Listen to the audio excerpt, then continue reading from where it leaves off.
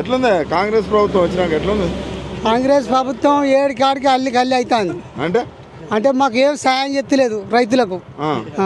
ఎట్లా నిన్న మొన్న వర్షాలు పడ్డాయట కదా? వర్షాలు పడ్డాయి, పడితే ఏం లాభం? మక్క వాళ్ళకు ఈ 2000తో ధర ఉండే, ఇప్పుడు ధర దిగిపోయింది.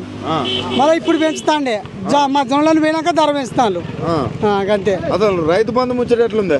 రైతు బంధు మొన్న ఒక్కసారి వేసే, మళ్ళీ ఇప్పుడు ఇంతవరకు ఏం చేయాలి? మరి అటు రైతు బంధు రాలే, మొక్కలకు రేట్ లేదు. ఎట్లా బతుకుతుర్రే మరి రైతు? మరి ఏం చేయాలి? వాళ్ళని ఒకసారి వాళ్ళతో మాట్లాడి నువ్వు చెప్పాలి కదా. నేను చెప్పినా నా వరకైతే ఏం ఉన్నప్పుడు బాగుండేనా? కేసీఆర్ టైంకు పైసలు వేసేది. ఈ తులం బంగారం అన్నారు కానీ ఏమి వత్తలేదు. మా బిడ్డ పెళ్లి చేసిన మాకు 1 లక్ష రూపాయలు వచ్చినాయి. ఆ తులం బంగారం లేదు, ఏం లేదు. కేసీఆర్ బిడ్డలు వచ్చే వచ్చినాయి, గాలి వచ్చి వచ్చినాయి. ఈ తులం బంగారం లేదు, ఏం లేదు, రాలే. మరి మార్పు కావాలి, కాంగ్రెస్ రావాలన్నారు.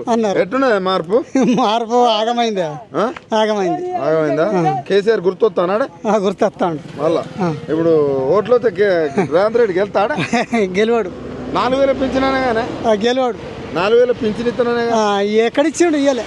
అంతేనా? ఇయ్యలే. యూరియా బస్తాలకు అట్లా రేట్ ఎట్లుందా? ఇక ఊరే బత్తాల రేటు ఇప్పటి వరకు అట్లే మామూలుగా ఉన్నది.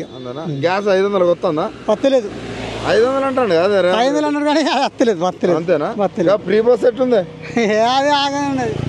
ఆడవాళ్ళకే లాభం. అది ఎప్పుడో మన వాళ్ళు ఎప్పుడో ఒకసారి పోవట్టే, గవర్నమెంట్ వాళ్ళకే సాయం జరుగుతుంది. మనకేం జరుగుతుంది చెప్పు?